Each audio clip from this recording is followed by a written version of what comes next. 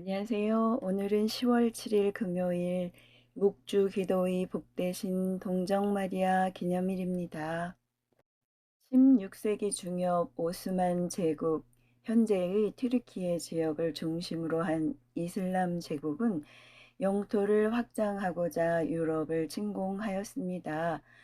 1571년 10월 7일 그리스도교 연합군은 그리스의 레판토 항구 앞 바다에서 벌인 레판토 해전에서 오스만 제국을 무찔렀습니다.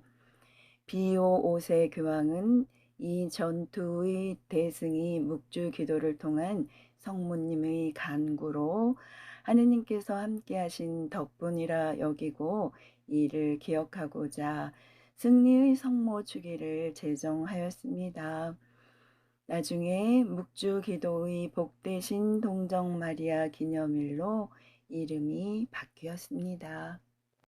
오늘 제1 독서는 사도 바오로의 갈라티아서 말씀입니다. 형제 여러분, 믿음으로 사는 이들이 바로 아브라함의 자손임을 알아야 합니다. 성경은 하느님께서 다른 민족들을 믿음으로 의롭게 하신다는 것을 내다보고 모든 민족들이 내 안에서 복을 받을 것이다 하는 기쁜 소식을 아브라함에게 미리 전해 주었습니다.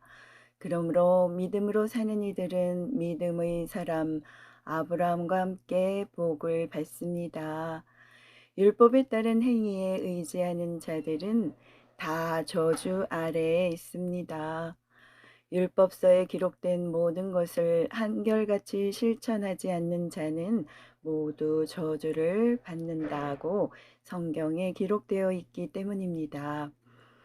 그러니 하느님 앞에서는 아무도 율법으로 의롭게 되지 못한다는 것이 분명합니다. 의로운 이는 믿음으로 살 것이다 하였기 때문입니다. 율법은 믿음과는 관련이 없습니다. 그 규정들을 실천하는 이는 그것들로 살 따름입니다. 그리스도께서는 우리를 위하여 스스로 저주받은 몸이 되시어 우리를 율법의 저주에서 속량해 주셨습니다. 성경에 나무에 매달린 사람은 모두 저주받는 자다라고 기록되어 있기 때문입니다. 그리하여 아브라함에게 약속된 복이 그리스도 예수님 안에서 다른 민족들에게 이르러 우리가 약속된 성령을 믿음으로 받게 되었습니다. 주님의 말씀입니다. 하느님 감사합니다. 이어서 루카 복음입니다. 그때 예수님께서 벙어리 마귀를 쫓아내셨는데 군중 가운데 몇 사람은 저자는 마귀 우두머리 베엘제불의 힘을 빌려 마귀들을 쫓아낸다 하고 말하였다. 다른 사람들은 예수님을 시험하느라고 하늘에서 내려오는 표징을 그분께 요구하기도 하였다. 예수님께서는 그들의 생각을 하시고 이렇게 말씀하셨다. 어느 나라든지 서로 갈라서면 망하고 집들도 무너진다. 사탄도 서로 갈라서면 그의 나라가 어떻게 버텨내겠느냐. 그런데도 너희는 내가 베엘제불의 힘을 빌려 마귀들을 쫓아낸다고 말한다. 내가 만일 베엘제불의 힘을 빌려 마귀들을 쫓아낸다면 너희의 아들들은 누구의 힘을 빌려 마귀들을 쫓아낸다는 말이냐. 그러니 바로 그들이 너희의 재판관이 될 것이다. 그러나 내가 하느님의 손가락으로 마귀들을 쫓아내는 것이라면 하느님의 나라가 이미 너희에게 와 있는 것이다. 힘센 자가 완전히 무장하고 자기 저택을 지키면 그의 재산은 안전하다. 그러나 더 힘센 자가 덤벼들어 그를 이기면 그 자는 그가 의지하던 무정을 빼앗고 저희끼리 전리품을 나눈다. 내 편에 서지 않는 자는 나를 반대하는 자고 나와 함께 모아들이지 않는 자는 흩어버리는 자다. 더러운 영이 사람에게서 나가면 쉴 때를 찾아 물 없는 곳을 돌아다니지만 찾지 못한다. 그때에 그는 내가 나온 집으로 돌아가야지 하고 말한다. 그리고는 가서 그 집이 말끔히 치워지고 정돈되어 있는 것을 보게 된다. 그러면 다시 나와 자기보다 더 악한 영 일곱을 데리고 그 집에 들어가 자리를 잡는다. 그리하여 그 사람의 끝이 처음보다 더 나빠진다.